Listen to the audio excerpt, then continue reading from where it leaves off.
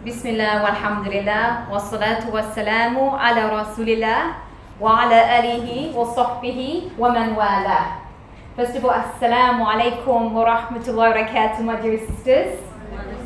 I'm going to miss seeing all your beautiful faces over the holiday, but inshallah I ask Allah subhanahu wa ta'ala to bless our time and help us to come back together, bi'idhnillah, and inshallah we never leave this path of gathering for His sake, bi'idhnillah.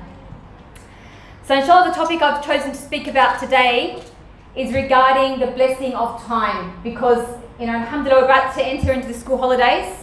It's important for us to think about what we're going to be doing during these holidays, because alhamdulillah it's a holiday, it's time for us to have a rest, but that doesn't mean we just let it waste.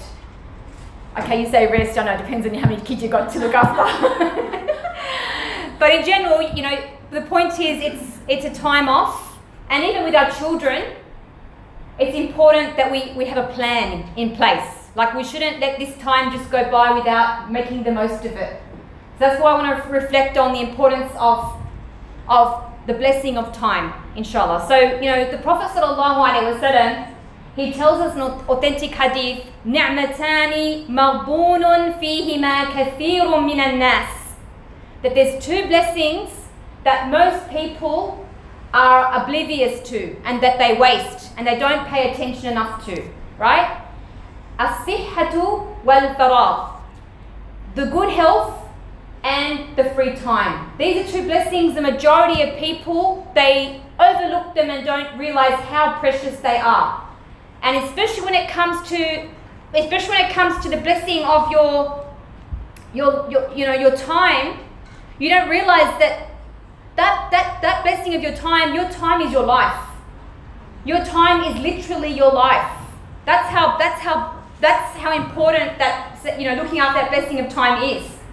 And one of the most amazing things is when it comes to our money, most of us are so careful when it comes to spending our money, not to waste our money, we're so careful with that. But when it comes to our time, we very easily and readily just we waste it in so many things.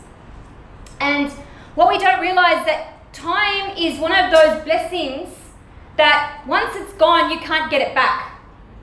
Like, even if you lost your money for a while, you could get it back. But when it comes to your time, you can't get it back once it's gone. So you have to realize that every day passes by your life is either for you or against you. Like that day that passed from your life, either it will be a witness for you on Yawm al-Qiyamah or a witness against you. So that's what you have to keep in your mind. And there's a saying from Luqman that he used to say to his son, from the day you were born until, from the day you were born, you give your back to this dunya and you're facing towards the next life. Right? So every day you come closer to the home that you're going to in the next life. That's where you're heading, to your home in the next life. What is your home? That's up to you to work towards, right? And you're getting further away from your home that you have in this world. So that's why we have to realize that each day of your life, every day that passes by your life, you're coming one day closer to your life in the next world. That's the perspective we need to have. So that's why the person, especially the mu'min, the believer, reflects on this reality. And they realize the value of their time. And that's why we need to be productive and not, be careful in not wasting our time on that which does not bring us benefit, whether in this life nor the next. So when we, and subhanAllah, wasting time, can you imagine the regrets that you would have in the akhirah, thinking back, why did I waste that time? Look, when you get to the akhirah, you'll be thinking to yourself, why did I waste that time? On the day when you'll be looking for any hasana, just to help yourself in the akhirah. Like Allah says, فَمَنْ يَعْمَلْ مِثْقَالَ ذَرَّةٍ خَيْرًا يَرَهُ وَمَنْ يَعْمَلْ مِثْقَالَ ذَرَّةٍ شَرًّا يَرَهُ. Like whoever did one atom's weight of good in this world will see it, and whoever did one atom's weight of evil will see it also. So that's why we have to be concerned with what we do with our time, and we need to be concerned about how we spend our life. We need to realize that Allah Ta'ala did not create this earth with no goal and no purpose. And you yourself was not created with no goal and no purpose neither. There's a reason you were created, and you have to look for that reason and work towards it. You know, Allah Ta'ala says in the Quran, أَمْ حَسِبَتُمْ أَنَّمَا خَلَقْنَاكُمْ عَبَثًا وَأَنَّكُمْ إِلَيْنَا لَا تُرْجَعُونَ. Like, do you think that we created you with no purpose and that you wouldn't be returned back to us? So this is what we have to realize, that Allah Ta'ala did not create us with no purpose. There's a reason why He created us. So this is why we need to reflect and think about, what are we supposed to be doing? What is our personal mission in this world, so that we don't waste our time in this world? From the first things that Allah Ta'ala is going to ask us about on Yawm al-Qiyamah, in a hadith sahih, He says, لا تزول قدم العبد يوم القيامة حتى يسأل عن أربع. Like, that a person's foot would not move on the day of resurrection until he's asked about 4 things. عن عمره فيما أفناه. And from the first of those things, about his life and how did he spend his life. وعن شبابه فيما أبلاه. And on his, and about his youth and how did he spend his youth. وعن ماله من أين اكتسبه وفيما أنفقه. And on, and regarding his wealth, and how did he earn his wealth and how did he spend his wealth. وعن علمه ماذا عمل فيه. And regarding his knowledge, and what did he do with his knowledge. So these are all the things we're going to be asked about, my dear sisters, on Yawm al-Qiyamah. And that's why the believer needs to be the most productive person. You shouldn't even need to do life coaching to teach you how to be a productive person. Your deen itself, every time you read the Quran, is the greatest motivation to push you towards being a productive person. There's nobody who was more productive than the Prophet ﷺ. There's nobody who was more productive than the Sahaba. So if you want to know how to be productive, go and study the lives of the Prophet ﷺ. Look at what they achieved in their lifetimes. Look at what the Sahaba achieved in their short lifespans. So that's what you have to realize. We are supposed to be productive, not waste. We weren't created just to sit here and waste our time and spend it in lagh and lahu, like just in play and amusement, and not use the resources that Allah subhanahu wa ta'ala blessed us with to strive for His sake and to strive for the akhirah. So that's why we need to have goals. We all should be having goals, because what is the main thing that causes people to waste their time? They don't have personal goals for themselves. They're just living aimlessly, right? That's what causes people to waste their time. They don't have goals. We need to have daily goals. As a believer, you need to have daily goals. You need to have weekly goals. You need to also have life goals. What are you working towards? What do you want to achieve in your life? And the thing is, whatever you're working towards every day, it all adds up until it becomes your personal legacy that you leave behind you when you leave this world. So that's why, dear sisters, you need to be thinking about what is your legacy going to be when you leave this world. What is going to be your individual impact that you're going to have on this world. Maybe you're a very caring mother, a very conscientious mother, and that's your legacy. Raising your children to be righteous and focusing on raising righteous children. Look at the the mothers of, for example, Imam Ahmed, for example.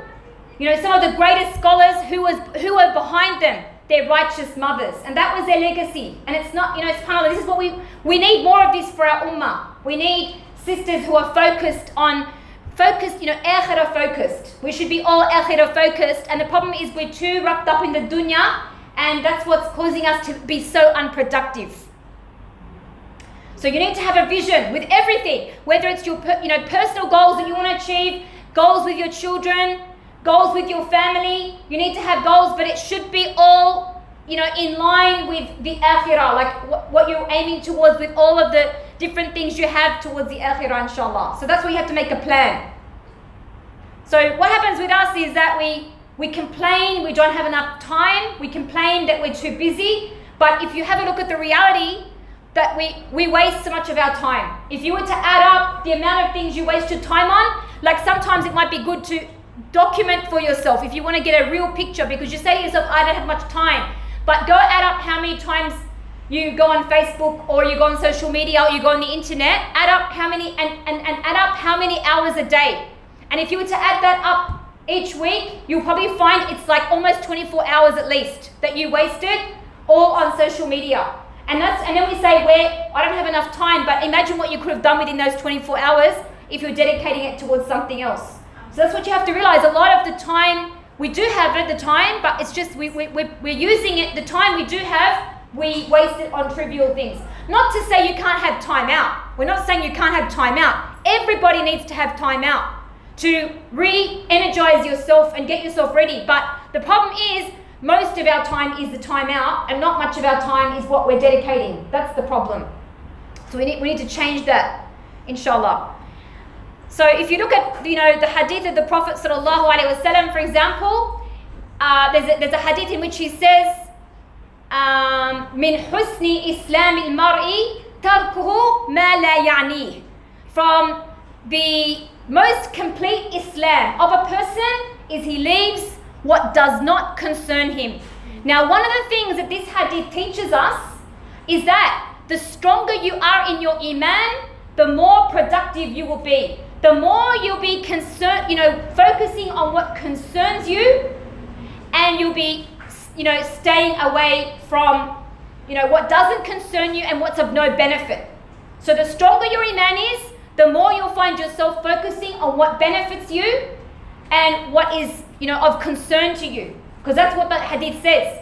Min husni Islam al-mar'i tarkuhu ma la ya'ni. That from the most complete Islam of a person is he leaves what does not concern him. So if you find yourself just wasting your time a lot, you have to also revise your iman. Maybe because anybody who's really awake, if you're awake and you're really concerned about the akhirah, trust me, you can't waste your time. So that's why you need to reawaken your iman. Get yourself with people. That's why it's important to stay with people who are productive. You will be the summary of your closest 5 associates. So you have to look at who you hang around with. Are they people just all they do is waste their time smoking agila, getting together, talking, gossiping? Or are they people who, one wants to do a sadaqah project, one wants to, memorize the Quran, another one wants to get, set up a charity organization? What sort of companions do you have around you? Because those companions have an impact on the way you view life. That's why I always say, stick to the lessons. Because when you stick with people who come to the halaqat, you'll find in general they are the most awake people. They're concerned, they want to do something valuable with their life. But when you go outside and just hang around with the people outside who never attend lessons, you'll find that their aims are just all dunya orientated. That's the difference. They just want to set up their business, they want to make money, they want to get rich, they want to get famous. That's their whole aim in this life. Okay, so when you're, as I said, the more complete your iman is, the more you'll find yourself focused on what is productive for you in this world and the next. And the other thing, my dear sisters, as well is, if you want to know how to stay away from fitna, is to throw yourself into the ta'at. Throw yourself into the righteous actions. So look for what you like. Everybody has certain righteous deeds they find easier for themselves. Some people, they find memorizing the Quran easy, or seeking knowledge. They find that easy for them. Other people, they're the caring type of people. So they're very good at visiting sisters, helping, consoling someone who's got, gone through hardships. You know what I mean? So everybody's got their own individual talents. Every single one of you has gifts Allah has given you, and you need to tap into it and use those resources Allah has given you to strive with it for the akhirah. So we've all got individual talents. Like, you've got strengths I don't have. I've got strengths you don't have. So you've got to tap into your individual strengths and use that to be productive. When you find what's for you, when you find what you love, maybe it's even making things. Some people are good with their hands. They love art and craft. They could make that. They could sell it for sadaqah. They could make it to help people to, strive for the akhirah, So once you find what your particular thing is for you, when you get yourself busy in that path, trust me, it will protect you from so much fitan. It will protect you from so much, falling into sins and being trialed in your deen. Because what causes people to fall into sins in particular is when they engage in what does not concern them and what does not benefit them. Because you think about it, that person who wastes their time, that person who busies themselves with what does not benefit and what does not concern, sooner or later they fall into sins. So for example, they just spend all their time on the internet all the time. What happens after a while? Sooner or later, may Allah protect us, they end up going into pornography, or they end up talking to, chatting with the opposite genders and things like this. And so sooner or later they fall into masiyah. Sooner or later they fall into disobedience. So that's what happens. And if it's sisters getting together, like they over-socialize, over-socialization is one of the greatest causes of falling into namima and ghiba. Eventually, sooner or later, the more you mix, the more chances comes of you ending up talking about people and backbiting and gossiping, and that's what happens. See, but if you're busy, you haven't got very much time to socialize. You haven't got very much time to, you can't think about getting into this fitna. And my dear sisters, on that point, that's why it's very important for us to structure for our children a program during the holidays as well. Because remember that if you're not keeping busy with what benefits, then you're going to go to what does not benefit. That's basically what it comes down to. So if you're not keeping your kids active in different activities, they can end up going into sins. So you've got to have, it doesn't have to be a very strict structure, but there should be certain things that you want to try to achieve for them in the school holidays. Maybe it's memorizing a few surahs of the Quran. So maybe it's memorizing Surah Al-Kahf, for example, or just some ajazat from the end of Juzamma. So you have a program. So my suggested program would be, that's what I used to do with my own children. When you wake up in the morning, the first thing they should do is the Quran. The first thing they start off with is the Quran, because it's heavy on them to sit and memorize. So you do that first, and then after that, they can go on the PlayStation, they can go on the iPad, let them do what they want, it's all right. But as long as they did something productive for that day. And of course, in saying that, that iPad and that PlayStation should not cause them to miss their 5 prayers. Okay, but the point is, you have a daily goal for your children during the school holidays. Even yourself, you should have daily goals, so that every time you go to bed at night, you've done at least something. Even if it was memorize one ayah, it was seek knowledge, it was something that you did, every single day that and that gives you a great deal of self-satisfaction. When you go to bed knowing, even though you have to look after your children, you have to run after them all day, but you know that even I just read 1 page of the Quran, or I memorized 1 ayah, alhamdulillah, I achieved something for my akhirah in this day. Your day should not be only all children. Your day needs to be for yourself as well, because this is your life. Every day passes away is 1 day of your life going. So that's why you have to be very have great protective jealousy over your time. More than your money. You feel sad if you lost $100, but you don't feel sad when you lose 1 day. And yet that day is more precious for you on Yawm al-Qiyamah than that $100. That's something we don't think about enough. So that's what I'm saying, dear sisters. So when you do like that, alhamdulillah, every day you got something, then by the end of the week, how much have you achieved? It all adds up. Even the little thing you do every single day, it all adds up in the long run. And then by the time the school holidays left, alhamdulillah, you achieved something. You might have a program of revising the Quran as well. Maybe you already memorized Juzamma, for example. So you say, all right, this school holiday, I'm going to revise Juzamma. That's going to be my goal. So, every week you divide it, how much you're going to revise. For example, you do a quarter of Juzamma the first week, next quarter the next week, like that. So by the time the school holiday is finished, you revise the whole of Juzamma. Or maybe that's with your children. You understand? This is how we should be focusing. But Of course, we need some recreation time by all means. Like, I don't want your kids to have a boring holiday, and you shouldn't do that too, because we need our children to love Islam, my dear sisters.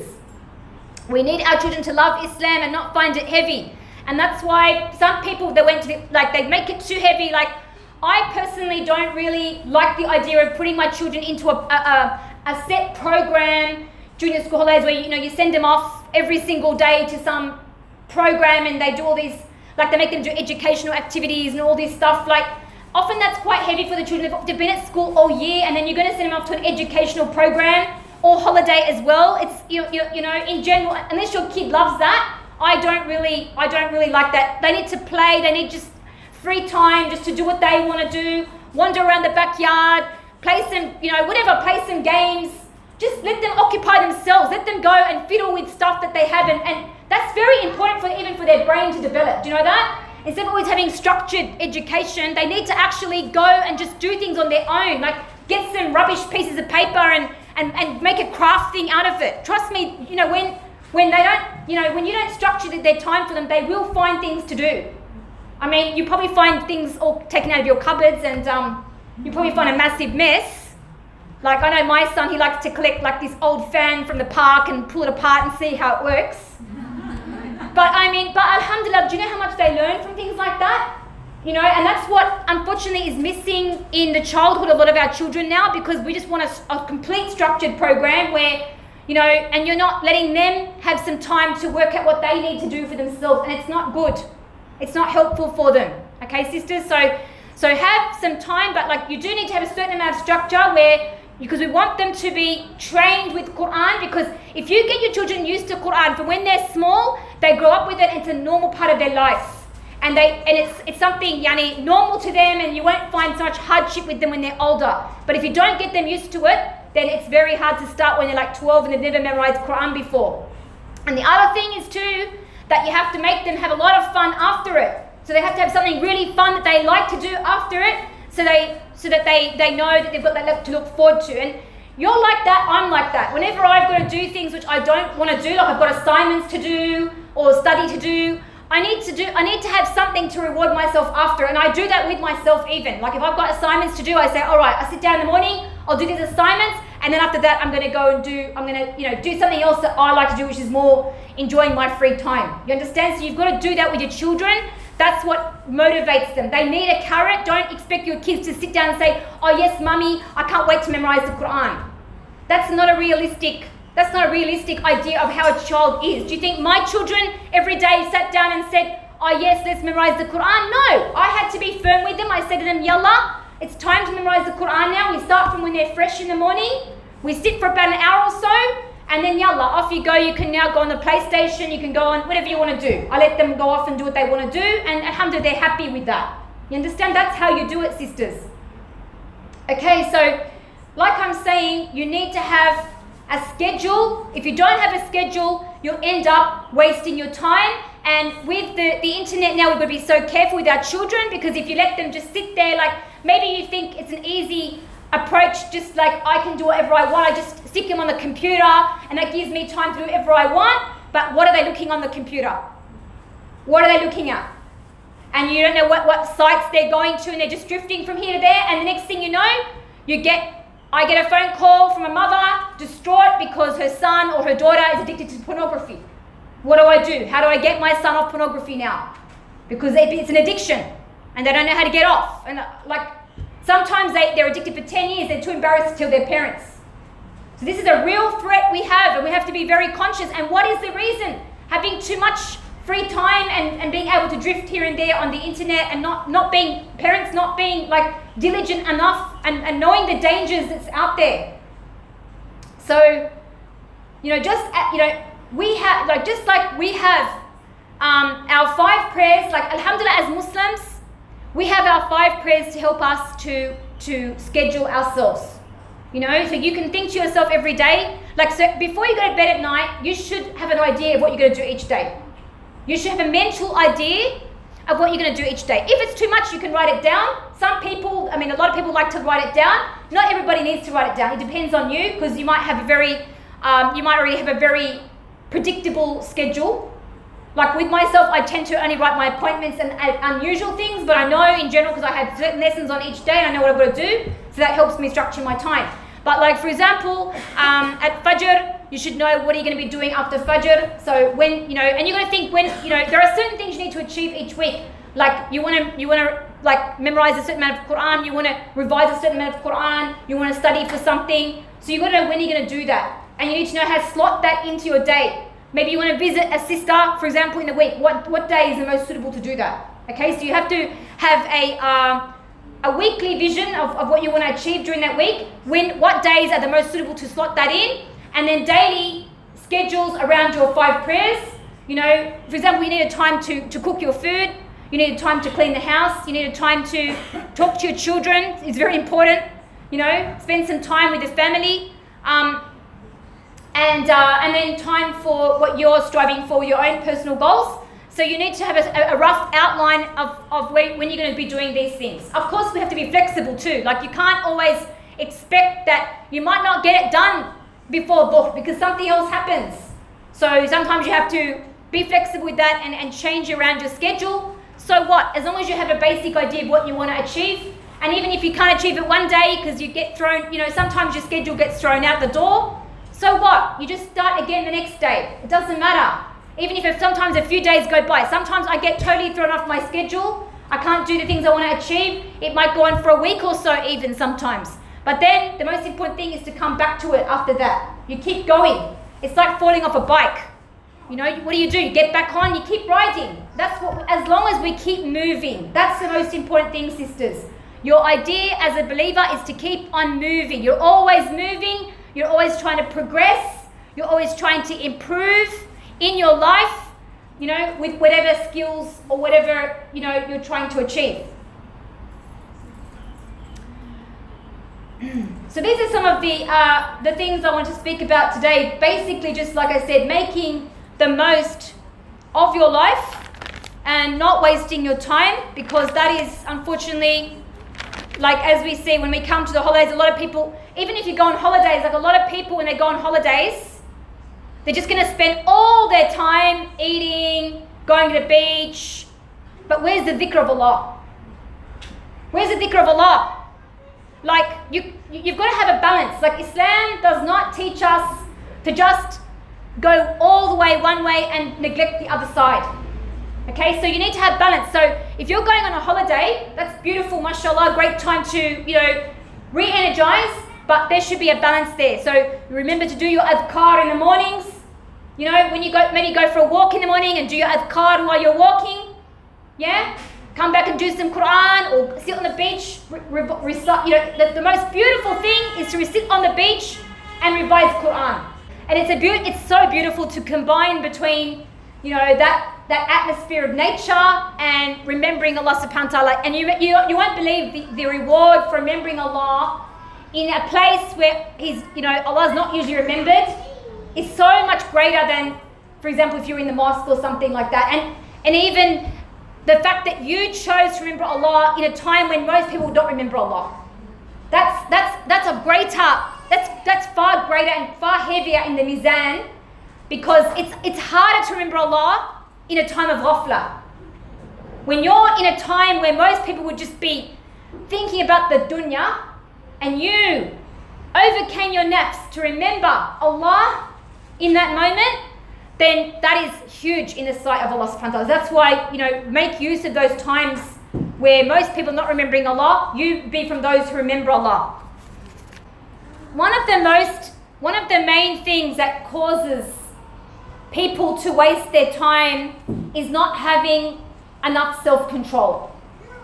Okay, as well. Besides not having goals for yourself, because you need goals. If you have goals and you realize the reality of this life, that's one of the greatest motivators to help you not to waste your time. But besides that, the other thing you need to have is self-discipline. That's a very important thing, because a lot of people don't have self-discipline. Like they want to do things, they have goals, but then they don't have the self-discipline. So that's what's important. So we have to realize the nature of the nafs. The nature of the nafs is that it's going to pull you towards procrastination. That's normal. Everybody has that. Don't think that you're alone. Everybody has that in them, that you want to be lazy and just sit there and do nothing and just like lie in bed for a few hours and just stare out the window and some people pointing to each other, or go on social media for hours and hours, Everybody's got that, okay? So Allah says in the Quran, Inna nafsa la'ammaratun bis-su'i illa ma rahima rabbi. So Allah says that verily the nafs, it pushes you or commands you towards as-su', like towards evil, except who my Lord has mercy upon them. So this is the nature of the nafs. If you understand that, you won't get so much guilt. Because some people, what happens is it's like a vicious circle. They want to do all these things, but they don't have much self-discipline. So then when they don't do it and they find themselves procrastinating, they say, I'm not good, I'm bad, look at me, and then they end up doing nothing at all. They just sit in a heap and do nothing.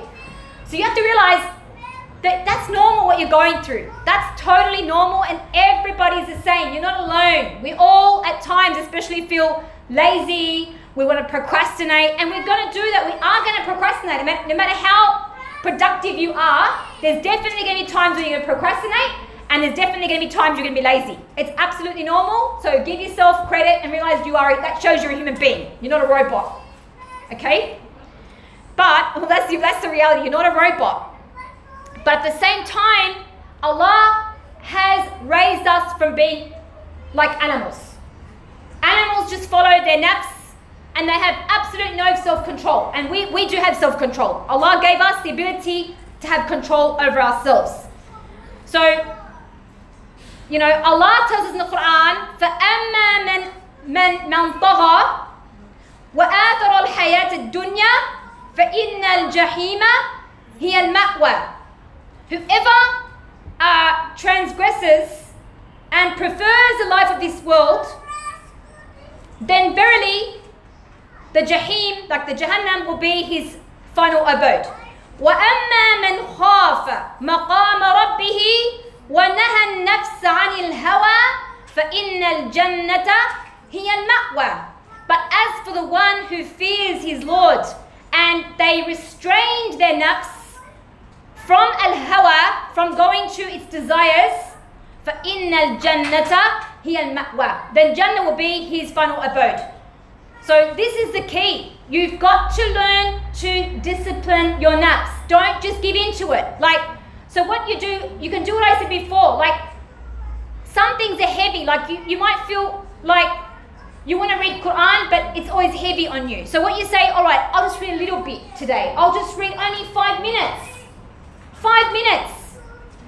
And if you got yourself used to reading 5 minutes of Quran every day, you know what will happen? After a while, you can start to increase it. Or you might find when you start reading for 5 minutes, you actually start enjoying it and you read it for half an hour instead. So it's not just with Quran, it's with anything.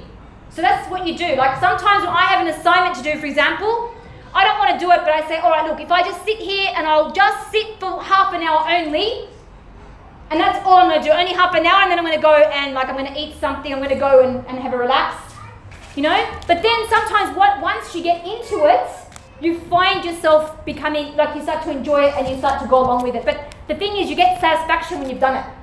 You get satisfaction when you know you've achieved it. So what the Salaf, we have to realize even the Salaf, they used to struggle with their nafs. Everybody struggles with their nafs. But they said that they used to force themselves to do good deeds. So that's what you have to do. You have to actually force yourself. Umar ibn Abdul Aziz, he said, the best of good deeds are those which we force ourselves to do. So sometimes you don't really want to do something. Maybe you don't even want to pray. You feel lazy to pray, but you just go and you pray. But then, alhamdulillah, you feel satisfied that you at least went and did that. At least you did go pray. That's the most important thing. See, so don't think that doing good deeds always comes easily. No, it doesn't. But you've got to push yourself. And the more you push yourself, so in the beginning, okay, so one thing you have to understand, the way you understand about the nafs, as the scholars have just explained, it's a lot like a baby. The way you deal with your nafs is a lot like a baby. So you see when you have a baby, and most of you have got experience with this, So you breastfeed the baby, right? And then you've got to wean the baby. Like when you want to get the baby off the breast milk, what do? You have to wean it. Do you take it straight off the breast milk? Or do you slowly introduce the food? And then it slowly goes, it gets used to the food and it goes off. That's what you're going to do with your naps. So your naps might be completely addicted to, say, watching TV. Like you just have to watch opera and you have to watch, what's that guy's name, Dr. something, Dr. Phil. You have to sit there and you have to watch all those shows and you're just like so addicted to TV. How do you get yourself off? So what you do is you've got to find other things that interest you, like I said before, with thoughts, like with righteous actions, whether it's seeking knowledge, whether it's being involved with a charity organization, volunteering, visiting people, cooking for sisters, whatever, yani, whatever you like to do, which is a righteous deed that you're doing with a niyyah for Allah, yeah? And when you find yourself getting busy with that, you slowly wean yourself off that old life which you were just wasting your time.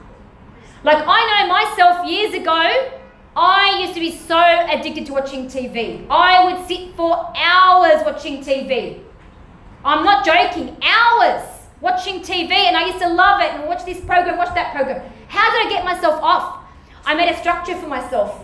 I made a weekly structure for myself. So for example, I said, all right, so Tuesdays I go to this sister's house, I'm going to learn Quran with her, she's going to teach me tajweed, and I'm going to go learn Quran. Then, you know, because I had too much time in my hands. I only had myself, maybe I had my son or something like that. He was a baby. Another day, I'm going to go to this lesson. Another day I'm going to have that for visiting sisters. You know, you've got to fill up your week with things, with activities. But all the activities are something that you can get rewarded from it. Okay, so that's what you do. You fill up your time, and then, especially if you've got to study for things or you've got to prepare for things, then that's what keeps you busy. Like, alhamdulillah, one of the greatest things that's helped me to stay away from all that life of wasting time is getting busy with seeking knowledge. I think that is the main thing. Seeking knowledge and memorizing the Quran were the two main things that really helped me to get away from all that wasting time. So when you get yourself engaged, that's what I'm saying, if you get yourself engaged with the you know, ta'at, with righteous deeds, you'll see it'll, and then your nafs gets used to it. Like you start to enjoy it. You start to taste the halawa of those righteous deeds and what you're doing. You know, you get a passion for it, and you start to, you know, you get driven by it. So then you look at that and you think, oh, what a waste of time to watch. How did I used to sit there doing that? You understand? So that's how that's basically the way to deal with your nafs. How to, you know, convert your life from being unproductive to productive. And like I said before, you are going to have to place a bit of pressure on yourself. It's the same thing when you first started praying. If you were someone who converted to Islam or you came back to Islam, you'll know when you first started praying, it was really hard. You know, it was very hard for you to start praying. It was heavy on you. You're not used to it. But now, inshallah, for most of you, praying it's second nature. It's like you're waiting every time the time comes. If you haven't prayed within the first hour, you start to feel uncomfortable. You don't feel restful because no matter what you're doing, you've got in the back of your mind, I need to pray. I haven't prayed yet, and the time's running out, and you feel uncomfortable. So that's how it becomes such an integral part of your life. So it's the same thing. And so that what does it mean? Because your nafs got used to that. You made yourself used to it, and so it became easy for you until you couldn't live without it anymore. And it's the same for everything. Like I remember when I first put the hijab. Oh my God, so hard to put the hijab on. It was such a heavy thing. How am I going to go outside? Everyone's going to look at me and all this. But subhanAllah, you start wearing it, and after a while, after a few weeks, it's like you couldn't imagine life without it anymore. May Allah subhanahu wa ta'ala give us a thabat. So it's like that for everything, my dear sisters, whether it's your prayers and your hijab or whatever, or it's even other things in making yourself productive. It's going to be hard in the beginning, but after a while you get used to it, becomes normal. You know, like I remember when I first started, for example, giving a lesson once a week. Oh my God, once a week, that's so much. You know, how am I going to give a lesson every week? You know, and I've got to prepare the lesson and, you know, alhamdulillah, but you know, subhanAllah, then alhamdulillah, you start to progress, it started to become easier. Allah made it easy, alhamdulillah, min fadlillahi ta'ala. and then maybe you add another lesson on. You understand? So this is what happens, dear sisters, and it's the same thing in your lives with whatever you're doing. You probably started off doing something and it was a big deal, but there's a lot of examples I can give you, but subhanAllah, this is what happens. You have to realize the value of your life. I want to conclude with this. Realize the value of your life, that the true value of your life is not how long you live. It's not how many years you live in this world. Okay? So somebody could live in this world for 100 years and yet their life in the scale of Allah subhanahu wa ta'ala is 0. That's a sad reality. They could live for 100 years and their life in a scale of Allah subhanahu wa ta'ala is like 0. And somebody else could live only maybe 30 or 40 years and yet the amount of hasanat in their scale is equal to someone as if they would have lived maybe an ordinary person of 1,000 years. SubhanAllah. So that's what we have to remember. So the true life of a person, the true value of your life is not counted by how many hours or days or years you live, but rather how much you fill these days and hours and years with righteous actions and obedience and amal salihat, the righteous deeds. And that's why when you go back, as I was saying in the beginning, you look at the Sahaba, think about, for example, Abu Bakr as-Siddiq radiallahu anhu. How much did he achieve? He was only the Khalifa for 2.5 years after the Prophet ﷺ passed away. But how much did he achieve in that short amount of time? Uniting the whole Muslim Ummah under his rule, leading armies, collecting the Mus'haf collecting the Quran into one Mus'haf.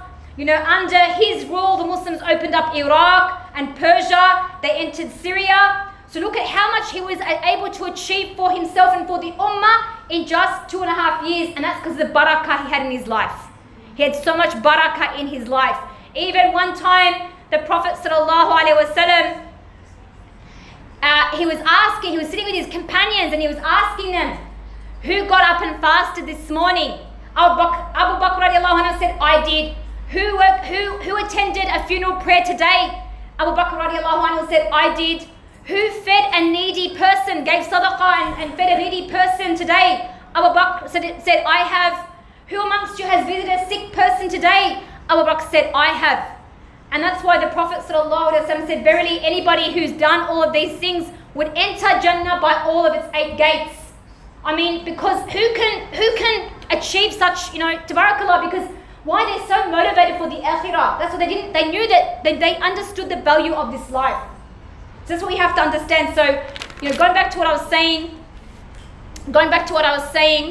A mu'min, when it comes to holidays, yes, it's a holiday, but we need to learn how to be productive in this holiday as well. We don't just waste our time. That's not the life of the mu'min.